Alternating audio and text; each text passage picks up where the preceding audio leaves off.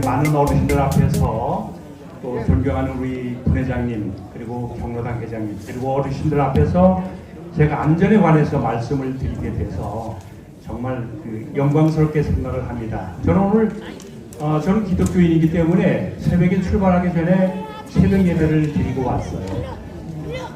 뭐라고 기도를 드렸냐면 오늘 서면에 어르신들 많은 어르신들이 오시는데 안전에 관해서 제가 말씀을 드리는데 제 머리와 제 입술 하나님께서 주관해 주셔서 제가 드리는 말씀이 어르신들 가슴에 팍팍 꽂혀서 정말 안전에 이런 그 주의를 해야겠구나라는 생각을 갖게 하시고 또 올 한 해 어르신들이 일자리 활동하시는 과정에서 단 한 건의 사고도 나지 않도록 그런 기도를 제가 하나님께 드렸습니다.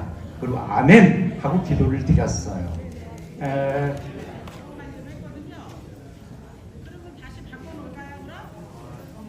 제가 그 어르신들 하나라도 사고가 나면 어르신들의 보험을 좀 많이 타실 수 있도록 사고가 안 나야 되겠지만 사고가 나면 할 수 없잖아요. 보험을 많이 타드릴 수 있도록 그 보험 업무까지 제가 담당을 하고 있거든요.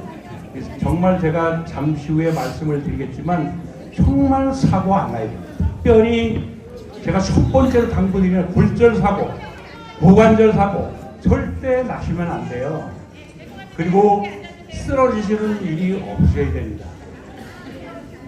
어르신들 지금 여기 오시기 전에 거울 보시고 화장품도 좀 바르시고 입에 입술 약도 좀 바르시고 이렇게 오셨잖아요. 하루에 거울을 한 두세 번은 보시죠. 거울을 보시면 어때요?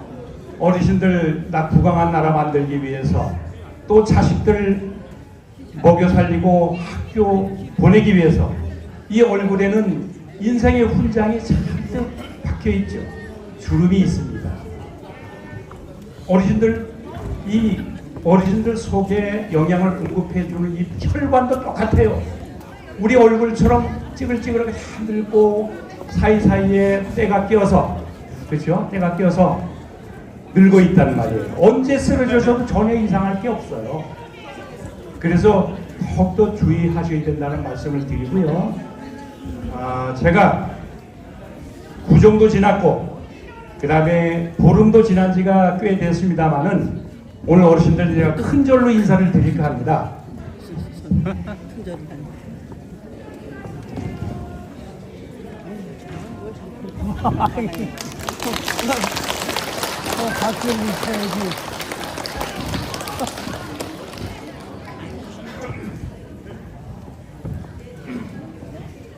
제가 큰 절로 인사를 드렸는데 그 의미가 여기에 다 담겨 있어요. 어르신을 잘 안 보이시죠? 제가 설명을 드리면 아까 8시 반에 일찍 오신 어르신 한 분이 91세가 되시는 김인수 어르신이 저 계세요. 그 어르신은 올해로 일제강점기에서 벗어나 해방이 된 지가 80년이 됐잖아요. 일제강점기 때 12살 되셨던 11살 되셨던 어르신이에요. 그 초등학교 2학년, 지금은 그때로 보면 국민학교에서 2학년 그 어르신이세요. 그 이제 80년 전에 우리나라가 일제로부터 해방해서 광복을 맞이했는데 온 국민이 좋아했죠. 태극기를 좋아했는데 5년 뒤에 잿더미 나라가 되죠. 6.25가 벌어지면서 잿더미가 됐어요. 세계 최빈국으로 우리나라가 떨어졌던 거예요. 그렇지 않습니까? 그 전에도 물론 최빈국이었지만 지금 아프리카의 수단이나 이디오피아 이런 나라보다 더 못 사는 나라가 대한민국이었어요.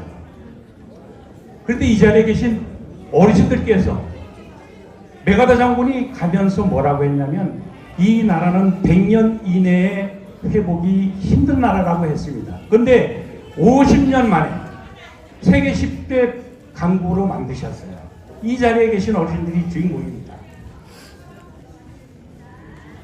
군사력은 세계 6대 강국이죠. IT나 문화예술, 영화, K-팝 이런 문화는 세계 1등이에요. 그렇죠? 바로 이 자리에 어르신들이 그렇게 만드신 거예요.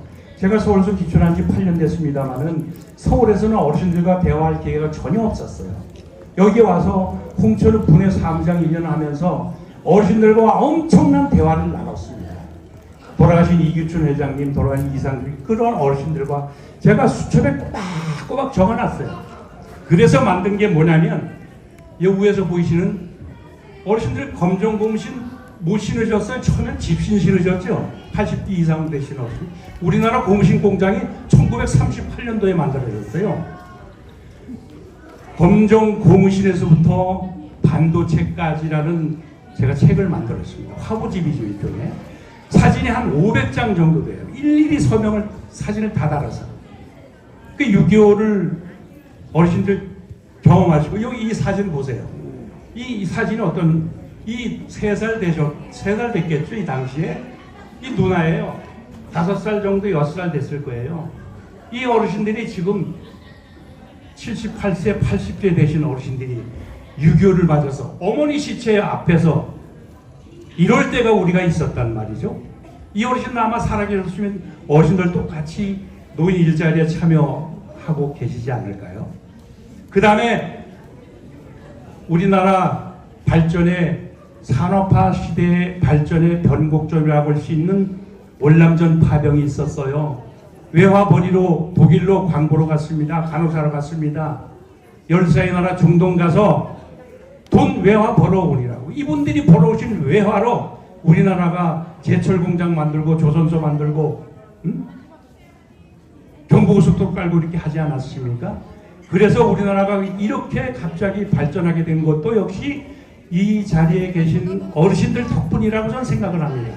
지금 우리 요 밖에 제 얘기를 저 젊은 분들은 안 듣고 계신데 어르신들은 이 시대를 공감하시고 우리 회상하시고 우리 젊은 사람들은 전후 세대인 우리 젊은 사람들은 어르신들의 이런 삶을 공감하면서 어르신들을 정말 잘 모시겠다고 다짐하는 그런 시간이 되자고 제가 이 화면을 펼쳤습니다. 정말 어르신들이 60년 전에 꿈꾸셨던 세상을 이 젊은이들이 살고 있는 거예요. 근데 어르신들의 이런 삶을 이해를 못해. 제가 너무 저 올해 70입니다. 이런 어머님, 아버님들의 이런 삶을 이해를 못하더라 이거죠. 그래서 이 시간 저 뒤에 옆에 계신 젊은 사람들 이 시간 어르신들의 삶을 공감하시고 어르신을 더욱더 잘 모시겠다. 이 어르신들 100세까지 사신다 해도 앞으로 20년, 짧게는 5년, 10년 이런 삶이 나오시는 거예요. 어르신들은 대한민국 역사의 증인들이십니다. 세계적으로 이 짧은 시간 안에 이런 강국을 만드신 정말 역사의 산 증인들이세요. 아프리카 속담에 노인 한 명이 죽으면 도서관 하나가 사라진다는 속담이 있어요. 노인 하나가 죽으면 도서관 하나가 사라진다는 맞는 얘기예요. 어르신들 말씀 들으면 전 수첩에 꼭 적습니다. 이 자리에 우리 도의원님 와 계신데 정말 어르신들 삶을 공감하시고 도의정 의정 활동하실 때 정말 어르신들에게 도움되는 그런 의정 활동을 좀 해주시길 간곡히 부탁을 드립니다.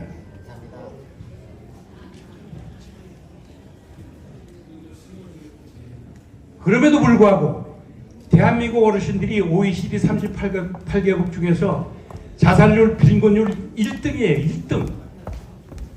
정말 어르신들은 나라를 부강하게 만들고 자식들 먹여 살리고 가르치고 좋은 나라 만들기 위해서 애쓰셨지만 어르신들 인생 후반전에 대해서는 크게 신경을 못 쓰신 거예요. 너무 살아오기 바빠서. 그러니까 보니까 지금 쓰레기 주우시면서 29만 원 받으시고 생활하시고 여기 계신 어르신은 그래도 낫습니다. 서울 가면 빈곤율, 독거 어르신들 돌봄을 받지 못하는 어르신들 엄청나게 많습니다. 이거 보세요. 세계 OECD 평균이 14.2%예요. 빈곤율과 자살률이.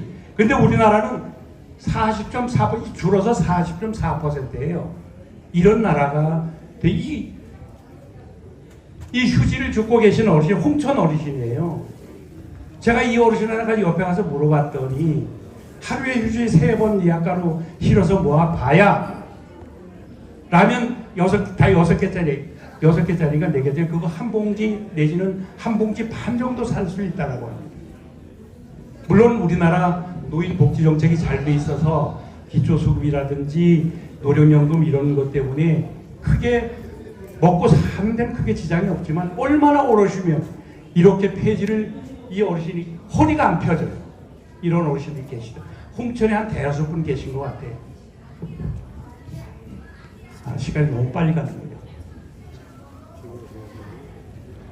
그래서 만들어진 게 저출산 고령화 기본법 그리고 노인복지법 13조 23조에서 어르신들 밖에 나와서 활동을 시켜드리자. 너무 환자가 많이 생겨 병원에 많이 가시니까 병원비도 맞을 거니까 활동을 시켜드리자. 이렇게 해서 만들어진 게 이 노인 일자리 활동이에요. 홍천구는 2007년도에 50명으로 시작을 해서 지금은 6,500여 어르신이 19년 만에 노인 일자리로 활동하고 계시지 않습니까? 죄송합니다. 오늘 그 어르신들께 보고 드릴 그 내용은 의회에 대해서 말씀을 드렸고 어르신들이 안전사고를 당하지 않으시도록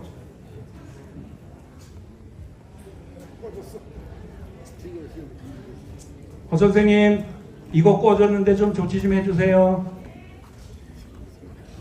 그런 말씀을 제가 드리고자 합니다.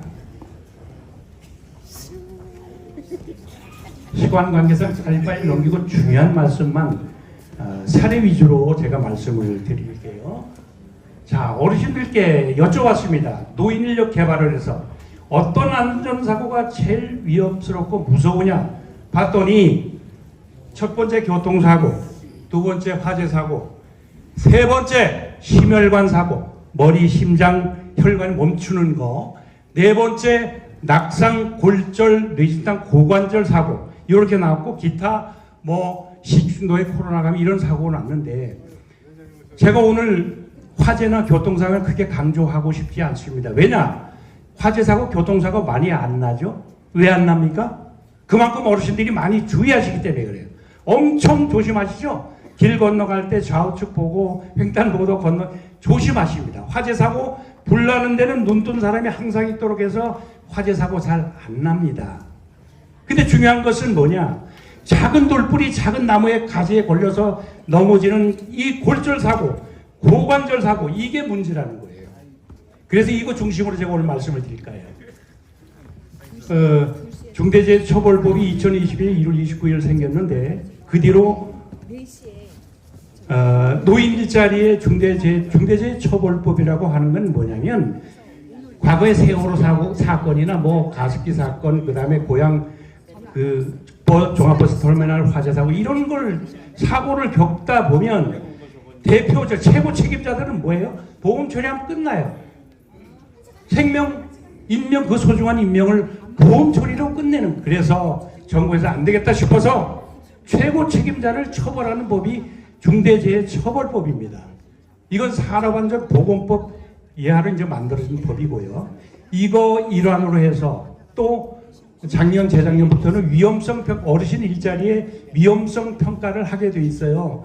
저희들이 1월달에 어르신들 경로당에 방문하면 그 조리실 다 확인하고 어르신 일자리에 어떤 안전 위험 요소가 있는지 확인해서 위험성 평가를 양식 가지고 다 했죠. 그런 일환으로 하는 거예요.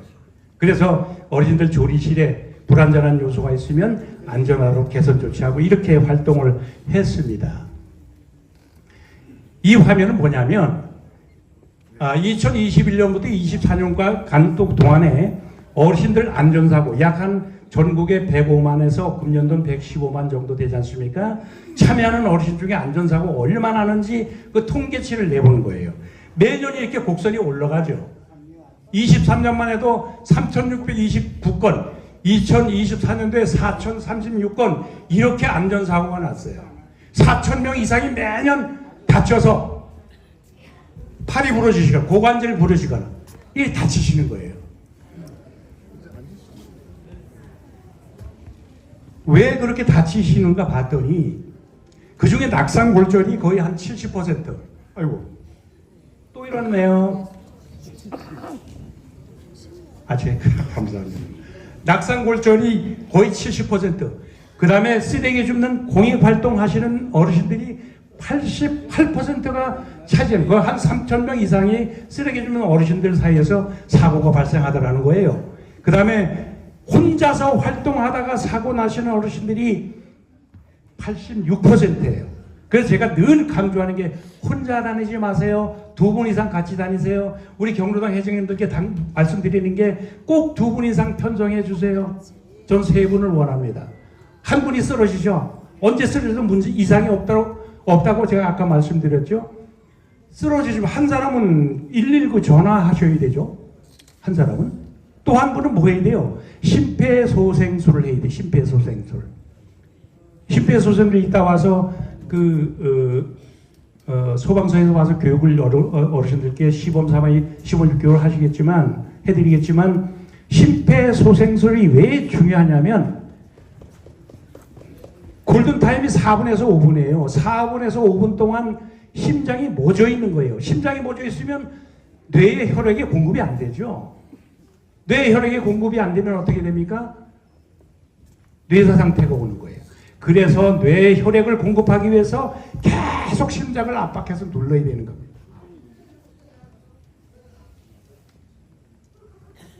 그 다음에 그 중에서 이거 보험 처리가 된 게 74%가 지금 이렇게 4,000여 어르신이 다치고 계신 거예요. 자, 사고 사례를 제가 하나하나 들춰보면서 어르신께 보고를 드리겠습니다. 관내 교통사고가 2021년도하고 25년도에 2건이 있었는데 21년도에 사고는 갈마고게 났는데 왜 났느냐? 도로 안에 휴지, 길바닥에 떨어진 휴지는 어르신들께 휴지가 아니에요. 주스라는 게 아닙니다. 근데 그 안에 들어가셔서 양쪽에 하얀 라인 안에 들어가셔서 휴지를 주우시다가 차에 충격을 부딪혀서 사망하셨어요. 또 한 분 25년 작년도에 사고 난 건 어르신은 뭐냐면 경로당 공터가 좀 넓지 않아요. 그거 지나가다 차가 회차한 거예요. 회차. 하다 보니 어르신들이 입고 부러져 안 보이는 거예요. 그 어르신 충격해서 돌아가셨어요. 그래서 밖에서 이 길 가다가 경로당에서 차를 돌리는 그런 차 정말 조심하셔야 됩니다. 그 다음에 이 남면에서 있었던 일인데요. 그래서 제가 이 2인 이상 활동을 강조합니다. 두 분이 일을 하시다가 한 분이 쓰러지셨어. 근데 옆에 할머니가 똑똑한 분이에요. 119에 재빨리 전화를 해서 13분 만에 오셨어요. 목숨은 간신히 건졌지만 전혀 이제 거동을 못 하시는 그런 상태로 되셨습니다. 그래서 꼭 2분 이상 활동하시라. 119에 전화하는 거 꼭 명심해 두셔라 하는 걸 제가 말씀을 드리고요. 그 다음에 이건 저희 동네에서 있었던 산마치에서 있었던 일. 2021년도에 가스레인지 위에 라면을 끓이는 냄비를 올려놓고 잠깐 밖에 외양간에 소 먹이를 주러 나가셨는데 철수 엄마가 이웃에서 놀러 왔어요. 그 어르신하고 노닥노닥 하시다 보니까 집에 벌써 이미 화재가 발생한 거예요. 한 건 하나도 가져다고 못 건지고 홀랑 다 타버렸어요. 그래서 제가 말씀드리는 게 제가 가끔 가다 경로당에 이렇게 가면 조리실에 가보면 가스레인지에 물이 펄펄 끓고 있어요. 근데 어르신이 저희가 가니까 마중 나오시라고 뛰어나와요. 그렇게 하지 마세요. 불이 있는 곳에는 항상 눈 뜬 사람이 있어야 된다라고 제가 강조를 합니다.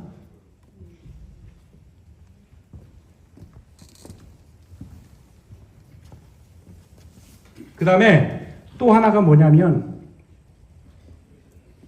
어떤 어르신이 빨리 경로당에 오시기 위해서 오토바이 뒤에 타셨어요. 뒤에 할머니가 오토바이 뒤에 타면 우리 발 긴 사람들 이렇게 발이 덜렁 들려요.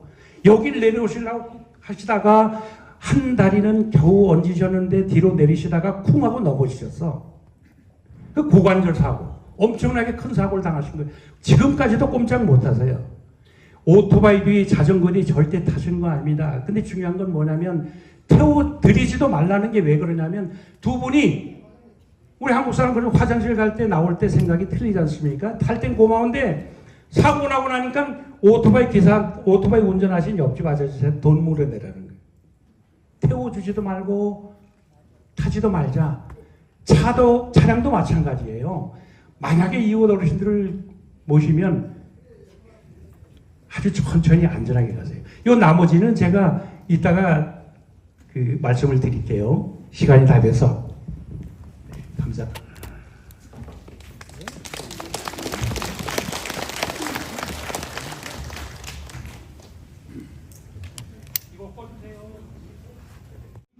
두 분 이상 행동하시라는 거.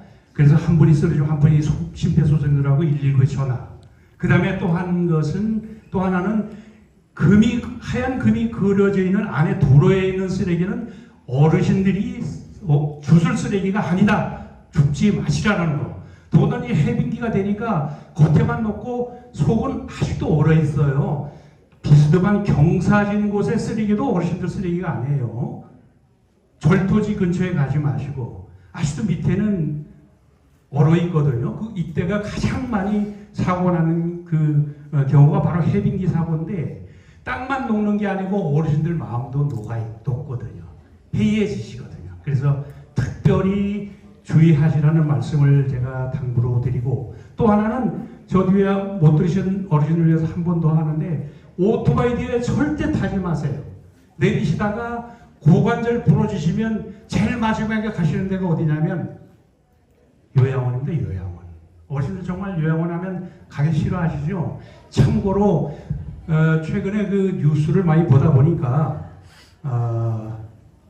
치매 걸리신 어르신을 돌보다가 5년 6년 돌보시다가 몽땅 자살하는 그 가정 전북 익산에서 제가 한번 봤고요.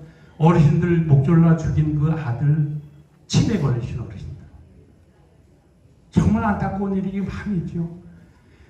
그래서 말씀드리는데 치매 가정의 이웃에 혹시 치매에 걸리신 어르신이 있으면 요양원에 보내세요. 돈 얼마 안 들어가요. 국가에서 우리 요양 보험을 들어가지 않습니까? 제가 작년 안에 요양원에 근무를 해봤거든요. 홍보이사로 근무를 해봤는데 요양원에 들어가면 260만 원 플러스 마이너스 국가에서 지원이 돼요. 기초수급 대상자 어르신들은 완전히 공짜예요. 그 다음에 5%, 10%, 20% 내시는 어르신 자기 재산에 따라서 이렇게 내시는 분들이 있어요. 국가에서 그만큼 지원이 됩니다. 걱정 안 하시고 요양원에 보내라고 이렇게 일러주세요. 옆에서. 작년 한 해 2025년도 한 해 홍천군에서 우리 사계면에서 10명의 어르신들이 다치셨어요. 10명의 어르신 다치셔서 보험 처리가 되는데 그 중에 8분이 넘어지셔서 골절 사고를 당하셨어요. 8분이. 8분이 골절이에요. 어르신들 지금 넘어지시면 부러지기도 쉽지만 잘 붙습니까? 안 붙어요. 잘 안 붙어요. 그러니까 특히 고관절, 그 다음에 이 손목, 지난번에도 여기 뭐 사례가 나옵니다만 손목이 부러져 아직까지도 못 고치신 어르신이 계신데 절대 넘어지지 않으시도록 당부를 드리고요. 그 외 전부 다 이제 뭐 넘어지신 분들이고 80%가 골절 사고다. 2026년도 현재 우리 사계면, 서면, 서성면, 내촌면은 사계면에서 사고가 벌써 4건이 났어요. 4건이 났는데 첫 번째가 어디서 우리 서면에서 났습니다. 서면에 났는데 경로당에 내부에 화장실이 없었던 거예요. 1월 29일 날 났습니다. 모곡 3리에서 밖에 화장실을 이용하시다가 넘어지셔서 뒤에가 열상을 입으셨어요. 찢어진 걸 열상이라고 그러잖아요. 이 8발을 꼬매셨거든요. 중요한 것은 참 그거는 아직도 엉치가 아프시다 그러더라고요. 근데 뇌진탕한 걸 정말 다행이시죠? 그 낙상이 그래서 위험한 거예요. 만약에 어디 부르시셨거나 뇌진탕을 입으셨으면 정말 큰일 날 뻔했는데 마침 열상을 입으셔서 꼬매고, 근데 중요한 것은 보험 처리를 하면 노인일자에 다시 참여할 수가 없다라는 얘기를 누가 해드렸는지 보험 신청을 안 하시는 거예요. 그 얘기를 제가 듣고서 쫓아가서 빨리 보험 신청하시라. 그래서 제가 보험 처리해드렸어요. 어르신들 만약에 문제가 생겨서 다치거나 하시면 반드시 저한테 전화를 주시고 집에 전화를 주세요. 보험 처리에도 노인일자리 계속 참여하실 수가 있죠. 그리고 만약에 병원에서 6주 진단이 나왔으면 6주 동안 푹 쉬세요. 쉰 만큼 그 노인 일자리의 하루하루 급여가 다 보상으로 지급이 됩니다. 걱정하지 마시고 꼭 보험 처리하시고 좋은 치료 받으시길 부탁을 드리고요. 두 번째 사고가 어디서 났냐면 내천면 광암리에서 사고가 났는데 2월 2일 날 눈이 왔지 않습니까? 눈이 많이 왔어요. 첫날. 근데 이 어르신 참여하시려고 한 30분 거리를 그 비스듬한 경사지에 내려오시다가 집에서 한 10발자국 가시다가 그냥 미끄러져서 사람이 미끄러지면 뒤 손목을 짚지 않습니까? 손목을 짚어서 손목 전체가 완전히 박살이 났어요. 그리고 넘어지신 바람에 좌우로 넘어지면 고관절 사고가 나죠. 고관절 다치셨어요. 중요한 것은 뒤에도 나오겠습니다만은 이런 고관절 사고, 골절 사고 당하셔서 어르신 누워 계시면 심리적, 경제적, 육체적 고통이 심하시죠. 더욱 중요한 것은 자식들이 어르신 보살피라고 생계를 참 포기하고 어르신에 매달려 있어요. 그 아드님하고 제가 전화를 받고 벌써 한 700만 원 정도 들어갔대. 수술비가, 치료비가. 근데 아직 보험 처리도 못하고 있어요. 다 끝나면 하려고. 그 자녀들까지 피해를 준다는 말씀이죠. 자, 그래서 이 골절 사고는 어르신들의 골절 사고는요, 혈압, 당뇨보다 더 위험하다. 건강한 노후 생활의 최대의 적이다. 이렇게 생각하시고, 특별히 이 고관절 골절은 골절 사고 중에 가장 위험한 골절 사고예요. 절대 당하시면 안 됩니다. 자, 사고 후에 겪는 경제적, 심리, 육체적 어려움이 엄청 커요. 그 다음에 다양한 합병증을 유발합니다. 치매가 왜 생깁니까? 활동을 못하니까 치매 생기는 거예요. 누워 계시고 가만히 있으면 일본의 어떤 의학자가 그 책을 만들었는데 그 중에 제가 핵심적인 내용만 말씀드리면 노후에 병은 게을러서 생긴다. 노후의 치매는 어르신 제일 무서워하는 병이 치매 아닙니까? 지난번에 모르게 여쭤봤더니 전부 다 치매를 무서워하더라고요. 치매는 본인은 모르죠. 자식들과 가족이 고통받는 게 치매예요. 그래서 치매에 걸리는 분들도 보면 게으른 사람, 누워만 있는 사람, 앉아만 있는 사람, 이런 분들이 치매에 걸린다는 거예요. 그 노인 일자리 계속 나와서 12시 때 가면 밥 식사하시고 집에 가지 마시고 그 앉아서 계속 어르신들과 대화 나누고 소통하고 즐겁게 뭐 10원짜리 고스톱도 치고 이렇게 활동하시다 집에 가시라는 거예요. 그 다음에 중요한 것은 아까도 말씀드린 자녀들의 고충이 아주 심하다. 그 장차 가셔야 될 곳은 어디냐면 요양원에 가시게 된다는 말씀이죠. 그래서 낙상골절, 고관절 이 골절은 노년의 삶을 파괴하는 주범이다 이렇게 생각하시고 절대 넘어지지 않도록 해주시기 바랍니다. 자, 여기서 왜 넘어지는가 이게 연구를 해봤더니 이것은 제가 드린 말씀이 아니고 그 김헌경 박사라고 일본 도쿄대에서 그 노년의 건강한 삶을 연구하신 분이 이거를 쓰신 걸 제가 읽어보고 가져온 거예요. 젊은 사람들은 걸을 때 앞꿈치를 들어서 자박 이렇게 걸어가죠. 그러니까 어르신들이 넘어지는 사고가 뭐 큰 돌, 바위, 큰 나무가지에 걸려 넘어지십니까? 그런 거는 보고 다 피해가신단 말이에요. 중요한 것은 요만한 돌뿌리, 요만한 나무가지에 걸려서 넘어지시는 거예요. 그걸 조심하시라는 겁니다. 그러니까 발끝을 들어서 젊은 사람들이 이렇게 걸으니까 안 넘어지는 거예요. 자, 어르신들은 어떻게 돼요? 이 발끝을 드는 단계가 생략되고 발을 앞에서 또 끌고 걸어가셔요. 여기 정강이 앞에 근육이 퇴화되어 있기 때문에. 그렇죠? 이렇게 해서 여기 지하철에 세 분의 어르신이 걸어가시는데 전부 다 발끝이 죽어 땅을 향하고 있어요. 이래서 사고가 나는 거다라는 거죠. 그 다음에 중요한 거, 아까 홍천군에 사고가 지금 4건이 났다고 그러는데, 세 번째 그렇고, 네 번째 나신 분은 그 보험 처리 신청을 본인이 자켓이 든 보험으로 한다고 해서 근데 발끝을 삐었어요. 그 홍천강 주차장에다 차를 세우고 본인 일자리로 향하던 과정에서 발을 삐끗하시는 계단 올라오다가 그분 어르신이 말씀을 제가 기억이 잊혀지지가 않아요. 잠깐 딴 생각하다가 넘어졌다는 거예요.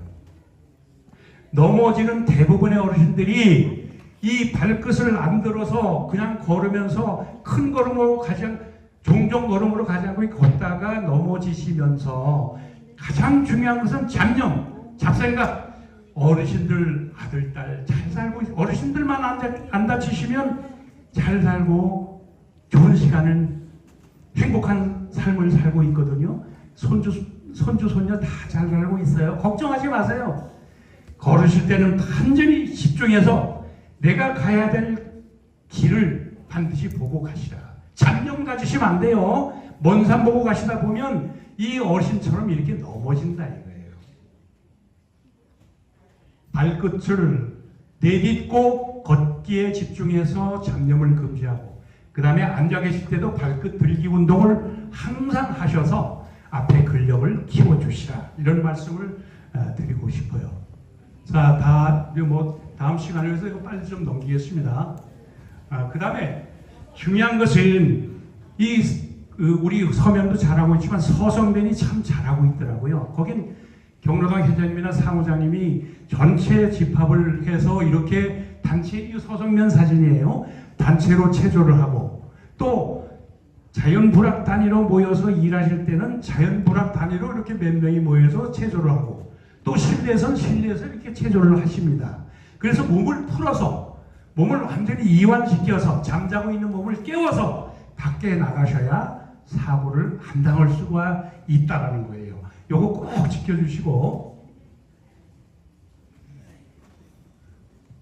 요걸 이제 TBM 활동이라 시작전 회의라고 해서, 요건 이제 제가 1호 그 경로당에 보내드리는 1호 회보에 이 내용이 들어가 있죠. 시작전 회의, TBM, 툴박스 미팅이라고 해서 영국에서 나온 건데, 툴이라는 작업 도구지 않습니까? 도구, 박스. 그 작업 도구 박스를 앞에 놓고 이 작업 도구가 우리가 작업할 때 어떤 위험이 있는지를 놓고 회의를 하는 거예요. 자, 오늘 일자리 가는데 일자리 그 중에서 조장님이 오늘 저쪽은 절도지고 저쪽은 비수도 안 되고 이 도로 안에는 들어가지 말자. 지금 위험하다. 이렇게 미리미리 회의를 하시는 거예요. 그래서 사고를 예방하실 수가 있죠. 아직도 빙판이 저 뒤에는 음지는 빙판이 져서 얼음이 안 녹았으니 거기는 가지 마세요. 이런 당부 말씀을 해주시라는 거예요. 그 다음에 다팔목가발, 다리 운동부터 다팔목가발 한번 해보실까요? 다팔목가발. 네, 다리 운동, 팔 운동, 목 운동, 가슴 운동, 그 다음에 마지막에 발목 돌리기, 다팔목가발 순서로 꼭 운동을 해 주시길 부탁을 드리겠습니다. 어르신들 혹시 이장님이 부탁을 해서 그 마을에 앞으로 이제 풀도 많이 나지 않습니까? 풀도 나고 허물인데 보수하고 어르신들 9시부터 12시까지 활동 시간은 절대 그렇게 하시면 안 됩니다. 보험 계약이 어떤 게 있냐면요. 예초기 사고, 낯들고 사고 이런 건 보험 처리가 안 돼요.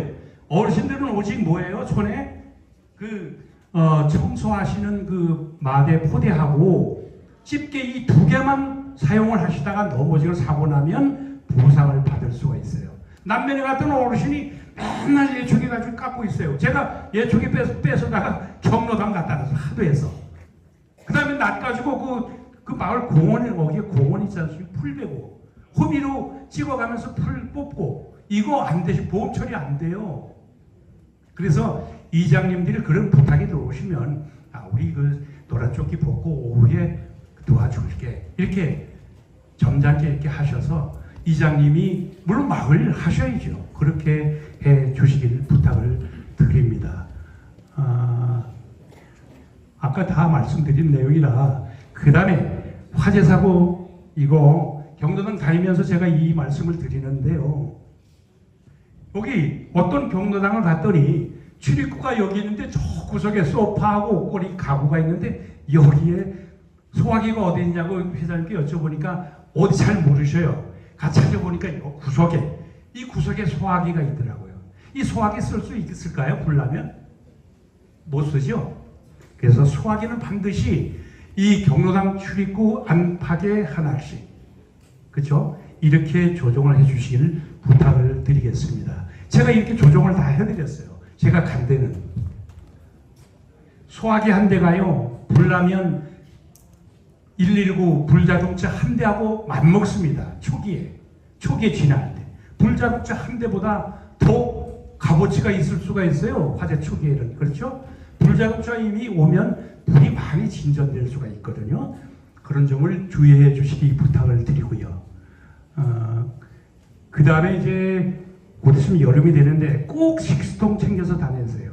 산마치에서 식수통 안 챙기고 다니다가 땀을 너무 흘리니까, 물론 땀을 많이 흘릴, 요즘 뭐 40도까지 올라가지 않습니까? 그럴 때면 회장님들께서 안에서 활동하시라, 안전교육하시라 이렇게 안내를 하시겠지만, 밖에 나가실 때는 땀을 많이 흘리면 어떻게 사람 쓰러져. 돌아가셨어요, 그거 없이. 땀을 너무 흘려서. 그 물병을 항상 채우고 다니고, 땀 많이 날 때는 그 병원 약국 가면 그 소금이 아주 싸요. 그 소금 하나씩 이렇게 입에 넣고 다니시면 아주 좋습니다. 그 다음에 경로당에서 손 씻기. 대한민국이 코로나를 벗어난 이유가 뭔지 아십니까? 어르신들이, 젊은 사람들이, 우리 국민들이 손 씻기를 너무 열심히 했기 때문에 코로나도 확산되지 않고 빨리 끝냈다는 거야. 다 하고 내려갈게요. 그래서 손 씻기만 부지런해도 식중독 사고, 안전사고 많이 코로나 예방할 수 있다는 것을 말씀을 드립니다. 제가 경로당 가끔 가다 보면 밖에서 활동하시고 오셔서 손을 안 씻으시는 어르신들 많이 계시더라고요. 코로나 식중독 이것은 게으른 분들한테 생긴다는 것을 꼭 명심하시고 손을 잘 씻어주시기 부탁을 드리겠습니다.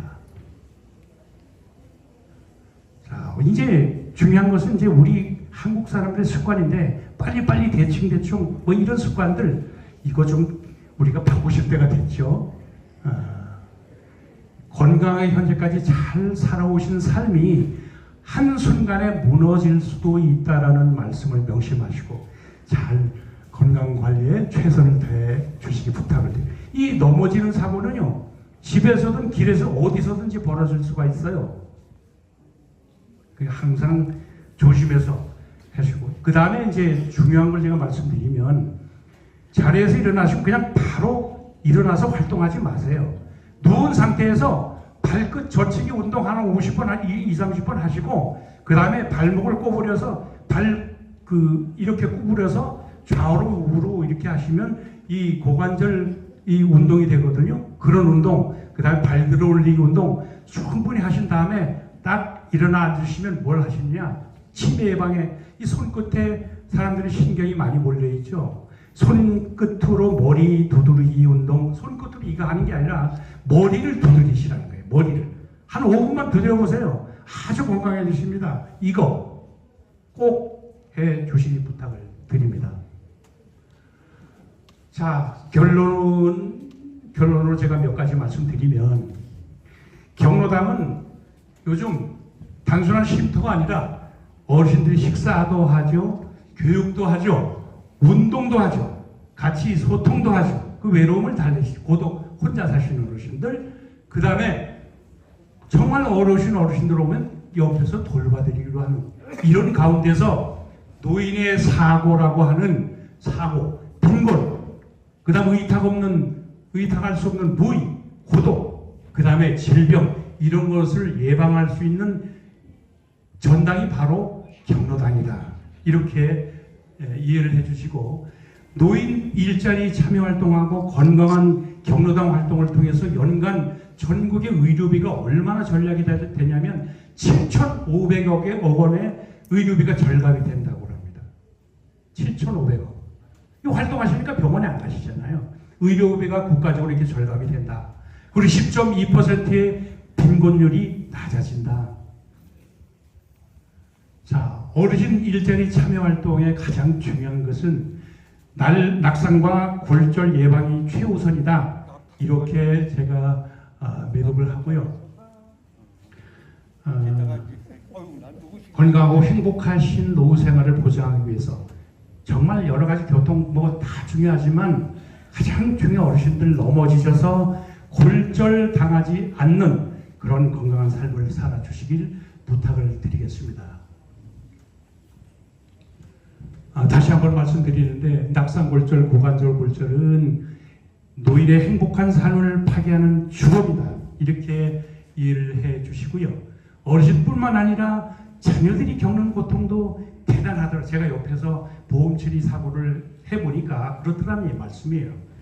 그래서 항상 건강하게 행복한, 아까 말씀하신 분들 다 어르신들 건강하시라고 행복하시라고 절도하고 하지 않습니까?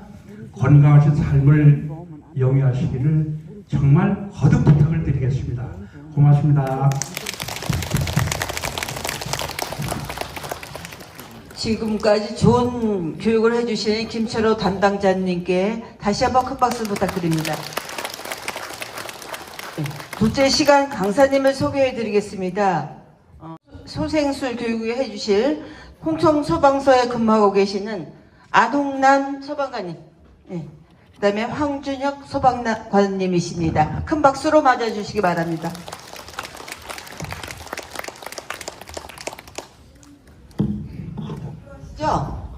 빨리빨리 진행하도록 하겠습니다. 네, 안녕하십니까. 팔봉센터에서 근무하고 구급대원으로 근무하고 있는 소방장 안홍남이라고 합니다. 먼저 제가 이런 강의하는 자리, 교육하는 자리에 서보는 게 처음이라서 굉장히 긴장이 많이 되고 많이 어버버할 것 같은데 그래도 진행이 매끄럽지 않더라도 좀 양해 부탁드리고요. 이제 심폐소생술 교육을 시작하도록 하겠습니다. 심폐소생술 명칭상 심장이랑 폐를 소생하는 술기라고 명칭은 그런데 궁극적인 목표에는 뇌를 살리는 데 있습니다. 심장이 펌프질을 해서 뇌로 혈액을 보내지 못하면 대략 4분 정도 이후로 뇌세포가 이제 파괴가 되기 시작하는데요. 한 10분 정도까지 심폐소생술 심장이 멈추고 이제 10분 정도 전혀 아무런 조치를 받지 못하면은 생존율도 50% 미만으로 떨어지고 소생이 된다고 하더라도 식물 인간으로 살아갈 확률이 굉장히 높습니다. 그렇기 때문에 심정지인 환자를 발견을 하게 되면은 이제 심폐소생술을 함으로써 식물 인간으로 살아갈 사람을 눈이라도 뜨게 하고 사람이라도 알아볼 수 있을 정도로 만들기도 하고요. 밥숟가락도 못 뜯는 사람을 밥숟가락을 뜬다거나 걷지도 못한 사람을 절름발이라도 걸을 수 있게 하는데 심폐소생술의 목적이 있다고 보시면 됩니다. 먼저 이제 쓰러진 사람을 발견을 하게 되면 이제 의식을 먼저 확인을 해야 됩니다. 의식 확인은 환자분 괜찮으세요? 이렇게 흔드는 게 아니라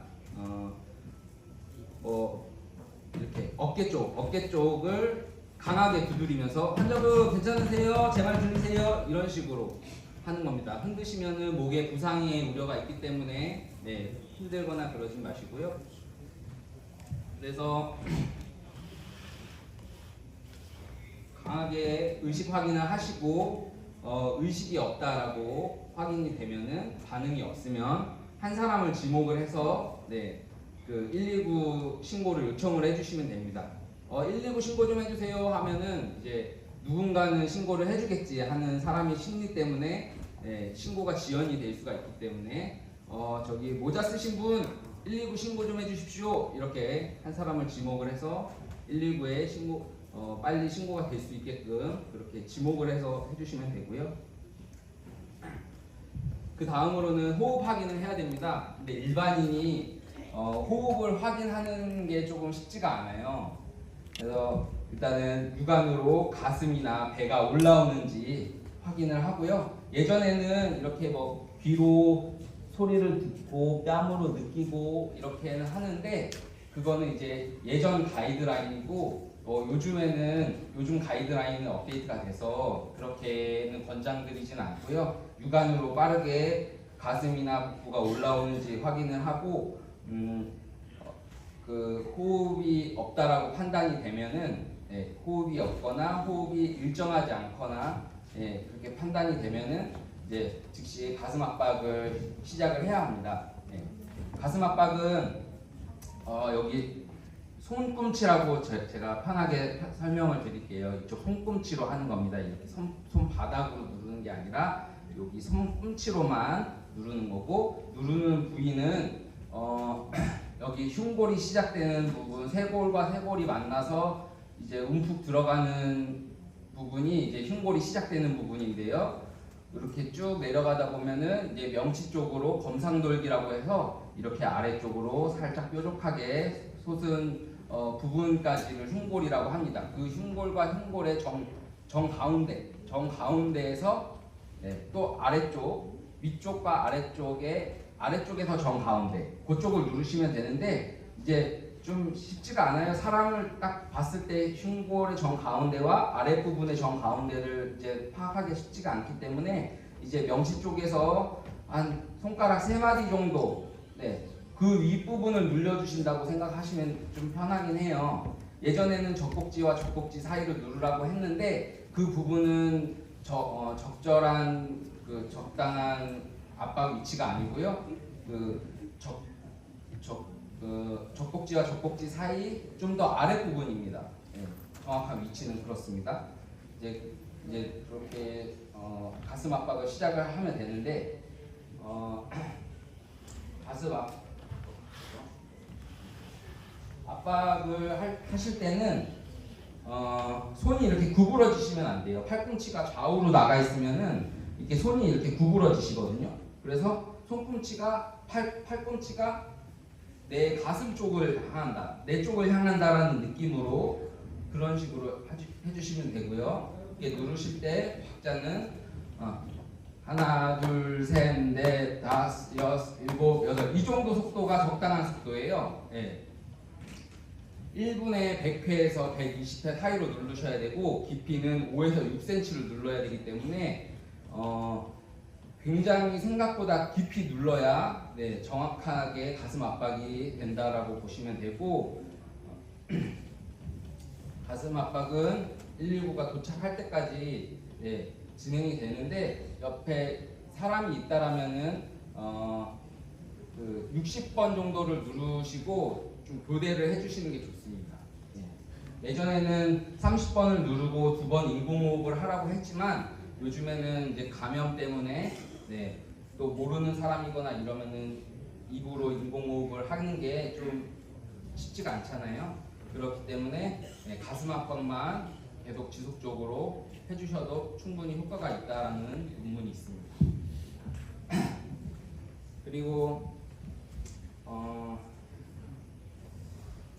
그 환자가 돌아오게 되면은 의식이 돌아오거나 반응이 있거나 그렇게 되면은 이제 그때는 가슴 압박을 멈추셔야 돼요. 오히려 정상적으로 뛰고 있는 심장을 가슴 압박을 하게 되면은 오히려 그거는 심장의 펌프질을 방해를 하는 거기 때문에 환자가 의식을 소리를 낸다거나 의식이 돌아온다거나 하면은 가슴 압박을 멈추고 회복 자세로 이렇게 돌려주셔야 됩니다.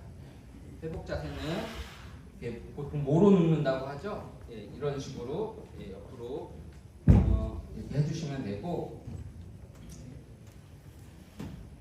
그리고 간단하게 이제 실습을 조금 해볼까 하는데요. 혹시 희망하시는 분 있으실까요? 좀 눌러보고 싶다.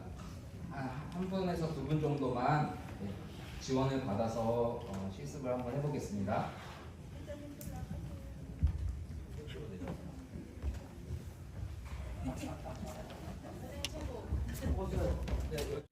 환자분이 쓰러졌어요. 도와주세요.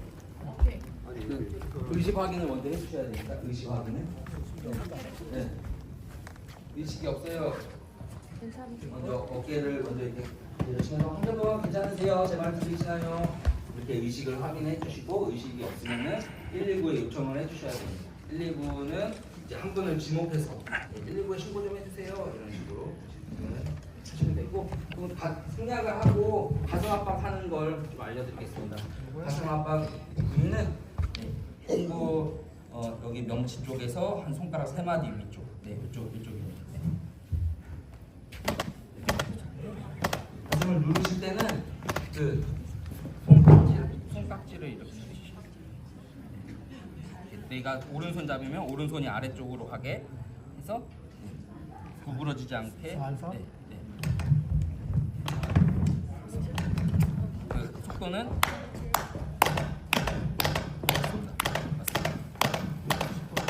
이게 실제로 사람을 누르게 되면은 이 정도 깊이가 들어가지 않아요. 더 세게 눌러야 이 정도 깊이가 들어가거든요.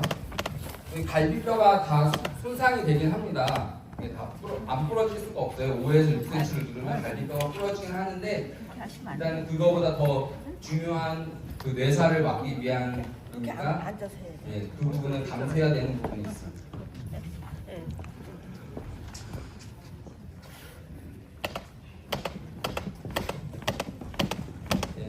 시습을 도와주신 분께 박수 한번 부탁드리겠습니다.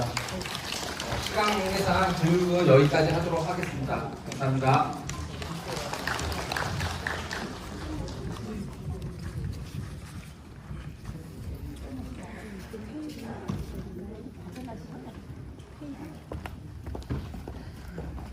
큰 박수로 맞아주시기 바랍니다.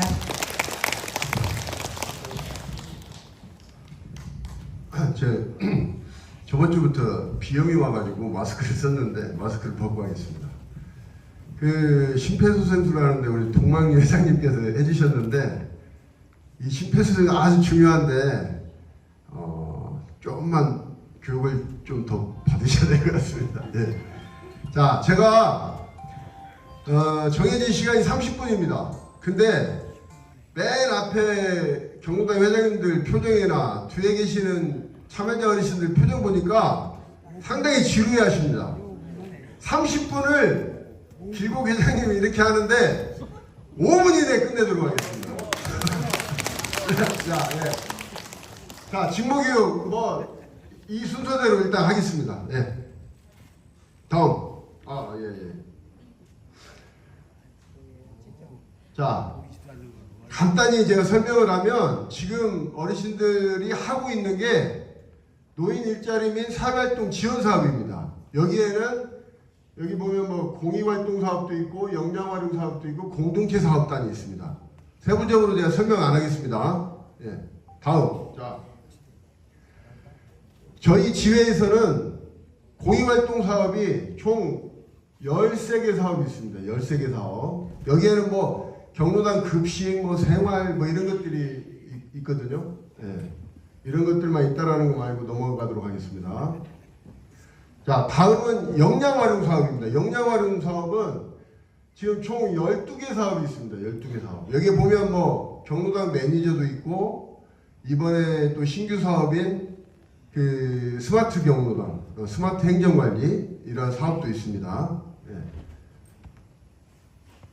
자, 공동체 사업단. 저희 지회에서는 총 3개 사업이 있습니다. 시니어 꽃집, 중고장터, 행복한 옷장.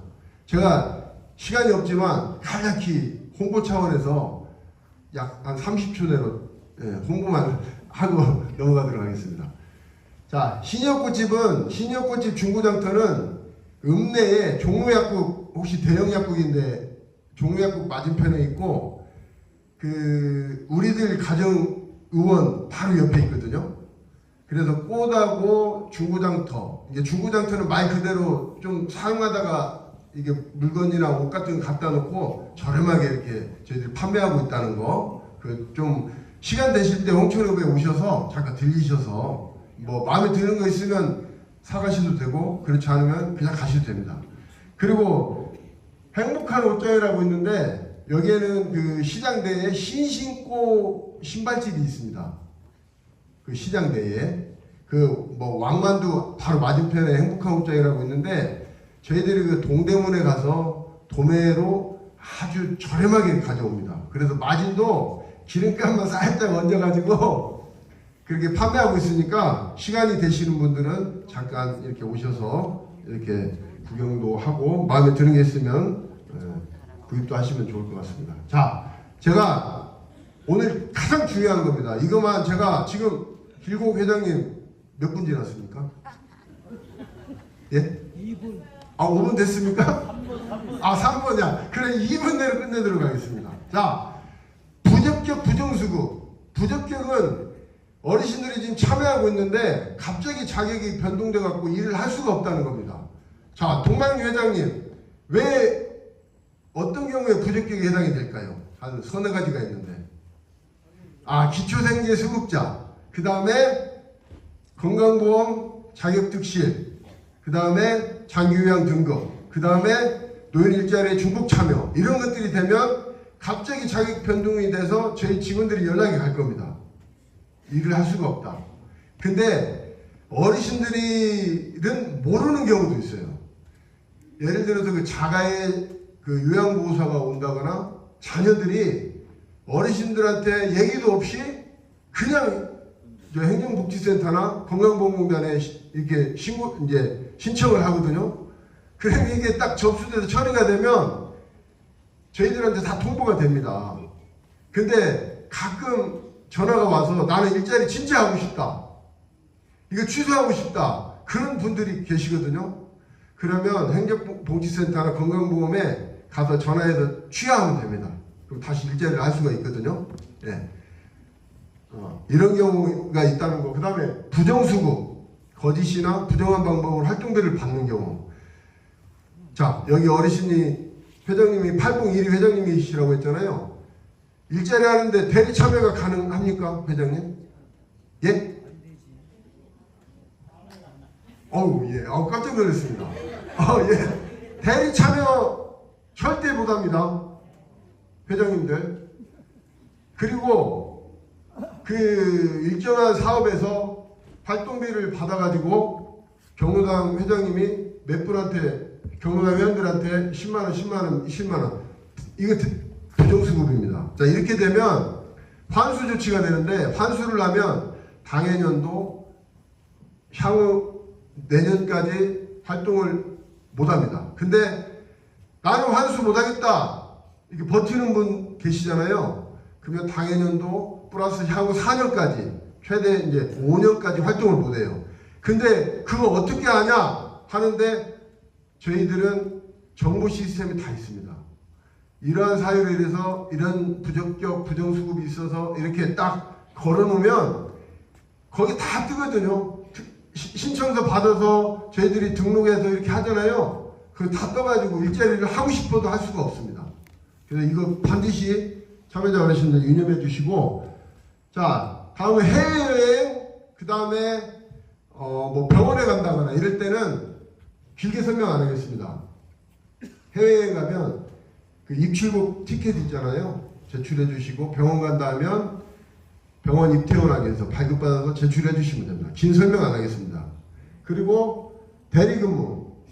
대리근무는 내가 월요일날 해야 되는데 일이 있어도 못했어. 뭐 화요일날이나 목요일날 가능하다 그러면 그 날짜에 할 수가 있는데, 저희들이 뭐 5인 이상 여행을 간다거나 뭐 병원에 간다거나 그런 경우에 대체일을 부여를 하는데, 어르신들이 사전에 경로당 회장님들이나 뭐 직원들한테 얘기를 해주면 저희들이 대체일을 부여해 줄 수 있는 일이 있으면 최대한 해줍니다. 네, 그걸 알고 어르신들 얘기 없이 그냥 가시지 마시고 얘기를 하고 가시면 저희 직원들이 최대한 도와줍니다. 자, 길곡 회장님 몇 분 지났습니까? 4분. 자, 마무리하겠습니다. 저희 일자리 직원들은 어르신들이 건강한 노후생활을 영위할 수 있도록 적극 지원하도록 하겠습니다. 예, 감사합니다.